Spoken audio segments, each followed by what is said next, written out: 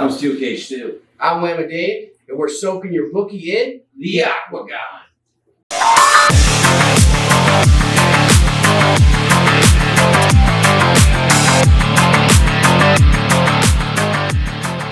So this week, we do actually have a lot to roll out. You know, kind of a little bit of an app du jour before the main dish. Yeah, we got 2 weeks, but we're really ready to go. And we will air that next Tuesday, where we will actually cover each fight individually, but we do think that there are a few lines that may cross the bridge or run from it, or maybe a couple of stayaways. But there's also a couple of main events that we do want to discuss with you guys and give the people the information of which they do need. But we also would like to discuss last week. Ooh, we were hotter than a jalapenos armpit last week, my friends, if you bet with us. So stay tuned for more as we get into it. So last week, as you can see behind me here on the Titantron, we had a 5-pick parlay. We started out with Tim Means, Tanner Boser, Teamer, Moyakano, and Ciryl Gane. Now here's the deal. We started out, I believe, the first one of the fight was Moyakano, which, you know, he absolutely destroyed Jai. We knew that going into it. I think he was just outmatched. I think that both fighters, one had, I think probably a conflicted loss in Jai. However, Moyakano, just way stronger competition. There's levels to this game. He's not one of the guys on Bellator Road, in my opinion, and he showed his strengths there. Tim Means again hit his Dirty Bird. The Dirty Bird hit his punches well. And strong. I think it was one of the, I'd say maybe like the third or fourth best fight of the night. It was a back and forth battle. There was by no means did he run away with it. But again, like I said, he disguises his punches. He runs forward. I mean, it went just like you said. He takes him down when he wants to take him down. Tim Means doesn't take you down all day, but when he does, he completes the takedown. Exactly. And at the end of the fight, if you saw, he got in a little bit of trouble. What did he do? Went to the takedown, took care of business, got his hand raised at the end of the night. Listen, wasn't fancy, but listen, if you battle him, you got the win. From that point on, we gave you Boser. Yeah. Well, we hit the underdog Teamer. Oh, Teamer. We were talking about our boy Teamer. Heavy underdog. Heavy underdog. That was the underdog pick of the year right there. I think everybody was picking Barcelos. Barcelos, yeah. They were saying Barcelos, listen, his takedown defense was exactly what we thought it was going to be. It was impeccable. And like, Teamer, he's a Russian wrestler. He goes forward. The man can grapple his ass off. Right. However, Barcelos took that game away, but we still went with him because the guy can strike. We talked about his strike. We talked about how he hid those strikes, switched up on people, really kept them guessing the whole time. I think that's really what he did to edge out and get that decision, too. I think that Barcelos was focused too much. I think almost like and sometimes this is the unwritten rule. It's almost like you're focused too much on the takedown defense that you forget to defend yourself. And he got outpointed because it's not hard, because Teamer was switching it up. He would go for it, but he didn't like overcommit. He didn't like try to hang him on the cage, sit there, wear himself out, lift him up, and not get him down. He didn't play that game. Yeah, if it wasn't there the whole time. If it wasn't there, he didn't take it. So he was able to stay there and outpoint him. And at the end of the fight, he landed more volume, and it was a great hit. Plus 180. I think at the finish line, you got him at plus 200. Actually, yeah. Maybe 2-1 underdog on DraftKings. Can't argue that. Now listen, Tanner Boser, he was a heavier favorite. We knew, OSP, he's on his way. We will see him next time in the Bellator, maybe King of the Cage, one of the two. He'll go beat the hell out of someone in PFL or something. PFL, King of the Cage, Barcelos, take your pick. That's where he's going to go. And it's just one of those things where he's got it, but he doesn't have it. Yeah. Not to be at the level that the UFC needs him to be per his name. I just think the age was there. You're up a weight class. It's showing. And real talk, I mean, he didn't try to do anything. No, our boy Boser's a dog, too. I mean, he just kept coming at him. Canadian as it gets, just going to town. The only thing I think OSP did a good job of was, using the space as a punching bag and not dying in the fight. I mean, he at least stayed in there, but, ultimately, it was Boser's fight the whole way. Good job, Boser. Yeah, good job. Then the main event, listen. Yep. I know this wasn't some world beater pick. I mean, I'm not saying this is some fucking hot take that Gane won. Right. But at the same time, Gane outvolumed him. He stayed at a distance. He fought the way that he wanted to. Did he not get the flashy knockout that you're accustomed to? No. But that's a big fucking win for Gane, in my opinion. Yeah, I mean, when you pick the previous 4 fights on your parlay, then you put the cherry on the top with Gane, that's saying something for the night. And you might question, and it's right behind me right here, you might question whether or not we want to do a hedge. Did we pull out the hedge calculator? Yeah, we did. We hedged it, but then we thought about hedging. We dipped a toe. We dipped our toe in the pool. We thought about jumping in. Listen, it was too cold outside. We said, "Fuck no, Gane's got this." Why would we hedge when we got the favorite going in the last round on the 5th leg of the parlay? Fuck no. Won that parlay. So if you bet with us last week, you 100% cash the ticket. Maybe you just sprinkled in 2 or 3 of the bunch, whatever. I don't care. Oh, we hit that Russian cat too. The tall guy. Why am I not thinking of his name? Rachmatov? Oh, yeah. Oh, my God. We called that one for it. Again, he was not a world favorite. beater there. Not a world beater there. But this guy right here, I want to talk about him for a second. Yeah, okay. Because it did go, again, not a hot take. However, the fight went the way that we said. He's going to try to take him down, and the moment that he does, he's fucked. Right. Exactly what happened. This guy is one of the more well-rounded fighters you will ever see. Man. And he was outmatched in size, too. I mean, Michel, he's a crafty veteran. He's up a weight class, but he's been in the game for a while. And you know what? At first, I think he was getting in there. He was staying close. He had a good close stance. He had a good game plan. Swinging overhand. But at the end of the day, he was able to fight a range. Yeah, this guy's when he took him down, that was when it was over for him. Yeah. Bottom line. Yeah. So good picks, man. I think we had a good 5-pick parlay. Hopefully we can deliver equally as much. However, if you're looking for 5-pick parlays every time we do this show, I'm not your Huckleberry. But I mean, I'm gonna try for it. Yeah, I'm gonna try it every time. And I think I do have a good beat on this one. This is a very nice card. We got a hot card coming up. We are, what we're going to do is we are going to do each fighter next week, and we're going to give you as good of a breakdown as we can do. We do think that we have a couple of lines that are going to cross the bridge, maybe run away from the bridge, and we will get to that a little bit later. Oh, yeah. However, there is some immediate news. Some hot news coming up just today, I feel like. Hot take in the UFC. I want to start with Nagano. Okay. Yeah. Here's the thing. That one really shocked me today. Yeah. When you sent me the text at about 2 o'clock this afternoon, time of taping is Tuesday, June 29th. So here's the deal. Nagano just fought. Okay. I know that he went away, he maybe want a little bit of rest. This is not very typical, even for Dana White, who is a very shrewd businessman. Very shrewd. To say, all right, we're just going to pull the interim out. Listen, Nagano's he's your headliner. He's the marquee right now. He's everything. Everyone wants to fight him. He's your Floyd fucking Mayweather. I mean, John Jones is thinking about going up to fight this guy. Yeah. You're just going to pull the belt because he said he wasn't ready just after fighting? I feel like this is a power move from Dana. It's got to be. I don't want to just be the guy that's on this show and always accusing people of steroids or something that is like an ulterior motive. However, it does seem like there's more to the story than what maybe Dana and the UFC are willing to release. Right. I'm just saying, listen, okay, Francis, you're not fucking ready. When are you going to fucking be ready? Why don't we start training tomorrow? Let's get you to the Apex, get you on a fucking treadmill, let's get ready to go. I need you come September. He didn't take any damage versus Steve, did he? You didn't take any damage. I know that you're on vacation right now. Need you to come home. Why would they release this early? Even if you had this exact conversation I just said, which is very unlikely, but anyhow, let's say you did say that right Dana White. Are you gonna maybe you had that 2 weeks ago, like I don't know, a month after he fought? You're not gonna give him a month to ponder, you're not gonna negotiate a little bit, you're just gonna throw the marquee out the window. Listen, I'll give it to Dana. The man has stones, he's admitted this from day one and everything that he does. But this is a different. I mean, this is a point of. I don't even know how to explain it.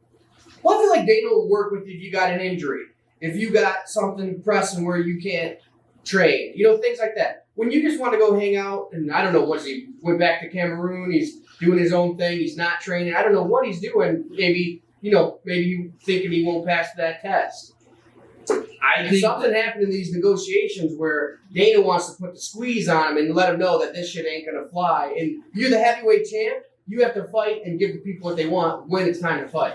I'm all for making statements. Listen, at the end of the day, and I've talked about this before ad nauseum with you, not on camera to the fans, but like, you know, at the end of the day, I think that boxing has made mega mistakes by putting the ball too much in the boxer's court.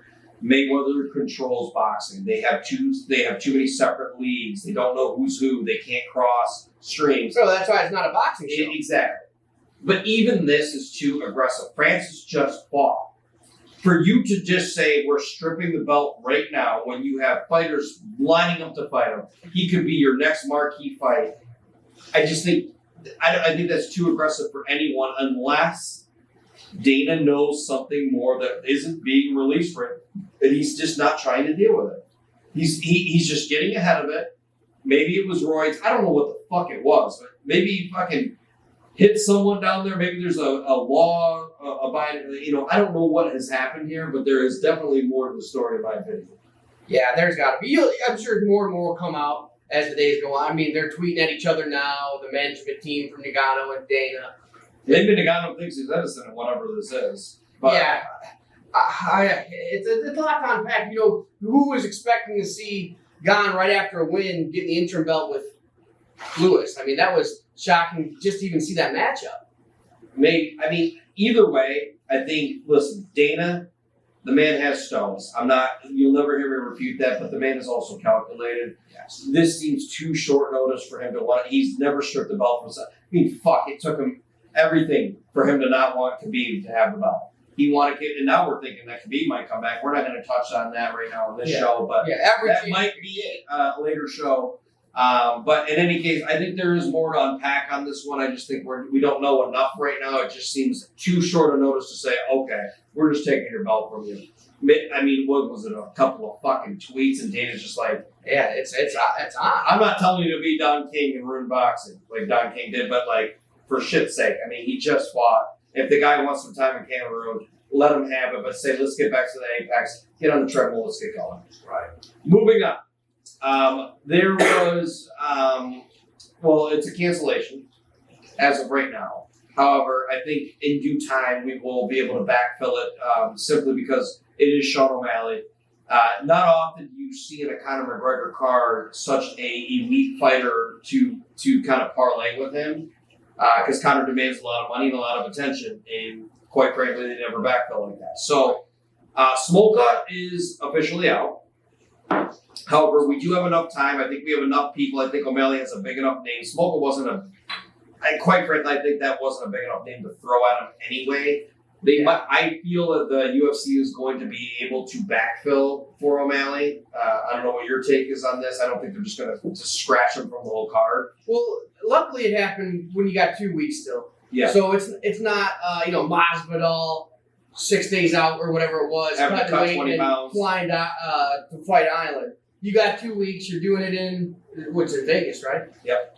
So you're doing it in Vegas. You got plenty of time for these guys. Plenty of talent locally, right now, training year round. Maybe you got to peel off a guy that didn't take a lot of damage. I mean, listen, Smolka wasn't a world beater. No. I mean, look, what was the line? 350, 300? Yeah, it was something. Yeah, huge. It was in the threes at the point of before cancellation. We'll put it up there. We'll have it on the screen. Either way, it wasn't. O'Malley was still outmanning this guy. So even if you throw in someone at short notice, I don't feel like there'd be a better matchup. Yeah, you're not gonna. Yeah, maybe you get a better matchup out of him for all that. Yeah, you give him a test. If you're looking for a good line to buy on that one, and which is probably a good segue because we are going to sprinkle in a couple of lines. Listen, anything that you get, I was going to go with O'Malley no matter what. Oh yeah. I don't think they're going to throw someone in there that might be able to beat O'Malley. I think they're really trying to press this name right now. Yeah. I don't think they liked when his leg went dead. You know, they're giving him some fights that are favoring him right now. Which is what it's going to take. I mean, it's going to take a freak accident like that for him to lose. You're not going to get a good price. I don't know who they're going to throw there. I do think that they are going to backfill it. However, the price won't be there, so it's a parlay piece at best. But it's not one of those things where I'm going to say, yeah, go with the dog or pass. No, fuck no. You just put O'Malley on your fucking bet sheet because he's going to win. Yeah, oh yeah. Bottom line. All right, let's start unpacking a nice little sprinkle in on what we think might be a couple of decent lines that you can get early. UFC 264. All right, so my first one. At the end of the day, what I'm about to tell you, the gentlemen or gentlemen's or ladies and gentlemen that put this line out there, they all need to be punished via hot air balloon deportation because fucking Vegas got this one as wrong as you can get it. And I am discussing Ryan Hall right now. You can get at the time of taping the Ryan Hall, undefeated in the UFC, plus 180 on your money right now. Give me a break. Versus Ilya Topuria, again, not good with the fucking names, we're getting there. I'll give you his nickname though, El Matador. El Matador. Anyhow, you're giving me plus 180 money on a guy that literally is now, his grappling is so superior that, A, the top tier fighters do not want to fight him. They're pulling this guy, I mean, listen, I'll touch on El Matador in a second.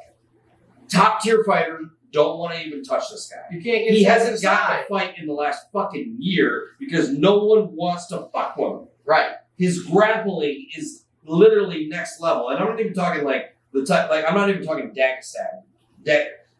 Right. He's not grinding people out. He's submitting you and going attacking your legs. Yeah, I'm not talking like Nurmagomedov grappling. Right. Dagestan was the word I was looking for 3 seconds ago. Sorry. Lost the words. Anyhow, I'm not talking that kind of grappling. I'm talking like jiu-jitsu / grappling / if you're on the fucking ground, you're fucked. Oh, bottom line. If you watch the tape on this guy, people maybe figured out his leg locks, which is like, oh, yeah, you can't get that when you get on top tier talent. Well, then you start facing top tier talent. Well, he didn't get the leg locks. You might have been right. But he did control you the whole time. And even when he's striking with you, his strikes aren't bad. Yeah. This guy's just an athletic machine. You're so scared that in Minara role that you're worried about it the whole time. You can't have your strikes on point. And our boy, El Matador, he does look like a world beater. He's been beating the heck out of people on the local circuits. He's looking pretty good when he came to the UFC. I mean, he's a physical specimen. But what does Ryan Hall do? He takes all that away. I would never, ever offer a 170 line to our people, though. That, to me, is fucking ridiculous. Right. Listen, the guy's a good striker. The guy stepped up and took the fight. But what in the hell, what is deserving of this line to me? I mean, you look at the strength of competition, the people that do not want to fight Ryan Hall, it's insane. And there's a reason they don't want to fight. They get this guy, this younger guy, he's taking the fight, and then they're giving him a huge favorite. His head must just be blown up right now. You know, you're not ready for the smoke that Ryan Hall's going to bring to you on that fight. If you call this fight, more power to you. If you have the stones to pick El Matador, and you're hoping for, you might as well parlay that one with a knockout because I don't see any other way that this guy wins. Anyway. Yeah, he's not winning by Ryan Hall with plus money. I think this line is going to cross the bridge. If any, the money, I would say any UFC fanatic. Do you think he's kind of flying under the radar right now? You know, I kind of had to search it out. I haven't really heard anyone talking about I feel like this one will cross the bridge, in my opinion. If I'm going to put, of the 3 that we're about to offer you, I think this one will cross the bridge the most. Speaking of crossing the bridge, I do think the next fight, Max Griffin, and we have Max Griffin versus Carlos Condit. Right. Now, this one to me, I don't think you should bet this right now. I don't like the price. I don't want to offer it to you. I think that Max Griffin, albeit if I were to have to pick, younger of the 2, more athletic of the 2, but at negative 190, I don't like that price. Yeah, that's a hard one to take the favorite on that one. Condit just beat Matt Brown not too long ago. Which is looking like a very good win yeah. at this point. Matt Brown just came off a very impressive knockout. Yeah, he's looking good still. So he's still got it. Now, you know, maybe I thought when I was watching that fight, it's 2 guys over the hill. But you got Matt Brown just getting that win, so it's impressive. And then, you know, Griffin's getting older now too. So here's where my head's at. And I'm going to start with Carlos Condit. The win wasn't overly impressive when I saw it. But then when I see Matt Brown go out there and get a nice knockout, UFC obviously saw something in Matt Brown who they maybe could have, you know, put on Bellator row. I may have argued that Carlos kind of is on Bellator row, and I still could argue that right now. I still could. But the win looks better. Now, you look at Max Griffin. Okay, his last win looked very good. It was a very impressive knockout. I'm not going to take that from him. Right. However, he's a little bit older himself. He's not no spring chicken. Right. And the price just is unjustifiable. I don't know that you can score right now, current state. I think you should let things, and I very rarely would want to offer this to people because it's like the closer it gets to fight day, the more Vegas knows and probably the more you give thoughts. However, in this one, if you have any type of read, regardless of which side you're on, and I'm not going to argue a side, I just simply won't. This is a no bet for me. Stay away. And that's the only reason I bring this up. Right now, if you have a side, I think you should let this bake for a minute and kind of see what Vegas tells you. Vegas might be your read. If it goes towards you, listen, maybe you just take a risk. Maybe you might be getting a little bit of neg money on it, but if you were confident of Vegas swing it your way even more, you go that way. Or conversely, if Vegas swings it your way even more on the plus side, you go with it. I think it's going to swing no matter what. I think you should wait and see what it does, because you could also, on the flip side, Vegas could swing it away from you. Right. And then I'd say, okay, stay away. Stay away. Sign Vegas. Hotels aren't getting any smaller. COVID.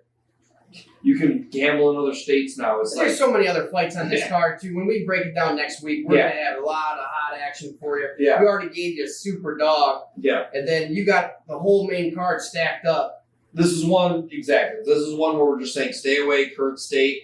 Maybe next on Tuesday or when we are on Tuesday that we might have a different thing to offer you, but right now we do not. All right. I'm not going to call it the main dish. Let's turn the Jets on, please. Jets on. However, we are going to discuss it. Right now, you're getting them both Poirier and Conor McGregor at a pickup. Coin flip. I don't know what I think officially, and here's where I'm torn, Dave. I am a Conor McGregor fan through and through. In fact, what I'm about to say, I want to be wrong. I am not betting with Conor McGregor, and quite frankly, I might hold off a bit on this one because the more Conor talks, the more he moves his line to the negative. So, if you are a Poirier fan, hold out because you're going to get a better line the later the fight goes. Once they do the press conference, once Conor talks his shit, because Conor is a fucking salesman. He's a salesman. He's confident. He'll get in your face. I mean, if he could fight as good nowadays as he can do in the press conference, my man, he'd be undefeated. Well, here's the problem with Conor. We know that his gas tank isn't good. And I'm telling you right now, it hasn't got better in age. And if you follow him on Instagram, it hasn't got better with the party. Will he figure out the kicks? Yeah, I think he will. I think he's going to check some kicks. But let's be honest, is that what Poirier is known for? No, I think he kind of just took what Conor was giving him.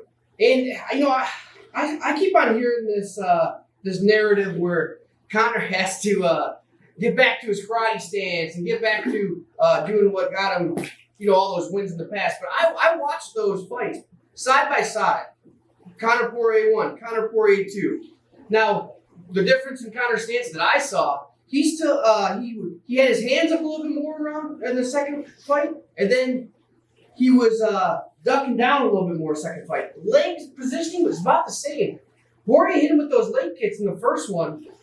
It didn't seem to make too much of a difference because Conor caught him with right behind the ear in the first fight. I'm not seeing too much of a difference in the stance. I don't think going back to that karate stance that everyone thinks it's the magic pill to beat Poirier. I don't think that's the trick. No, well, even if it is the trick, listen, Conor's going to land. If you're going Conor, parlay that son of a bitch with a first-round knockout because Conor's going to land his shots. But Poirier has a tried-and-tested chin at the end of the day. I don't see... Here's what we know about Conor. I'll just go to that. When Conor gets rocked, he's done. Yeah. He can't take it. When he takes a punch... Listen, he's doing more with his mouth to be where he is right now than he is with his fighting. Let's just be fucking honest. Was Cowboy a great win for him? No, not at all. Now, does Conor still go in there and land his punches? He landed them on Khabib, he landed them on Cowboy, and quite frankly, he landed on fucking Poirier. Yeah, he rocked. But if he doesn't kill you in the first 5 minutes of a fight, he's fucked. Yeah. And he's shown that. He has no gas tank. you know as a bettor, when you go into this, you know as a bettor, the longer this fight lasts, the less likely I have a winning if I'm on the Conor side. I want Conor to win because I think he's good for the fight. I think he's good for the fight game. Yeah, he's fun. He's great for MMA. Best on the mic. Best on the mic. He sells. He's one of their most famous athletes. There's no question Vegas is going to be popping. They're going to have fans there for the first time. I love to see it. The problem is I just think Conor has lost the eye of the tiger. He's never had a gas tank. It hasn't gotten better. And when he gets hit, he's toast. I don't know how. The thing is, how is Poirier going to hit him, you might ask? I mean, was it the kicks? I mean, he's not a kicker. I just think Poirier is going to outlast him. And then second round, he's going to leave himself open. And it might be a punch. It might be a kick. It might be a takedown. One thing I do want to offer the people that I think is pretty enticing is a prop bet. You're getting plus 700 for a Poirier submission. Now, we were talking about the Conor gas tank. When Conor gasses, he just wants out, and you know that he wants out. You saw the Nate Diaz fight. Roll over, choke me the fuck out. I can see something like that happening. If he's checking the kicks and he doesn't break his leg in half where you just land that pure knockout punch, I can see Poirier just wearing him down. You get into the late second, late third round. He's just going to want out. He's going to give us back. He's just going to get out of the fight. Cash his check and move on. I really like that bet. Now, there's a little rumor floating around right now. I don't know how true it is, but they're saying that Poirier was only going to get the money in the rematch if he had knocked out Conor in the first fight. Poirier 2. The last fight. Knock him out. So that takes out a lot of his options. If he only gets the rematch, he only gets the money if he knocks him out, he's not going to be going for that easy choke or something like that once Conor gets gassed. He's going to try to put him away with a knockout. Now, second fight, I'm sure he doesn't have that clause. He's going to try to get that win any means necessary. And the easiest path to victory for him may be that submission, just like you're saying. So I really like it. Plus 700, I'll take that every day. Yeah, and I think, and as far as like the UFC goes, I mean, with the contracts and all those types of things. Yeah, I mean, it sounds a little far-fetched, but I can see it. I mean, it could be a thing. It could not be a thing. But either way, I think at plus 700, you got to be fucking kidding me. I see that as like the way the fight. If you had asked me, I would say Conor's going to defend the kicks. I think he's going to figure that one out. Yeah. I don't think that Poirier is just some world beater that's going to have some mega knockout power. Listen, if Conor's using his chin as the main line of defense, yes. But the defense was he was looking at his leg. He got clipped. If he's not doing that, Conor's better on the feet. But when Conor gets gassed, he's going to take him down. That was still the path. I mean, shit, you weren't getting 700 last time we fought. So at the end of the day, it isn't Poirier's. However, look at the top of this thing. I am going to go ahead and put this one in the cash bank. We are going to go with Poirier on the early line. Cheers it out. This is where it's at. Oh, that's a lot. That was a lot. I don't recommend this at all. Please like and subscribe. We'll see you next week when we give all the lines from this fight. We appreciate you.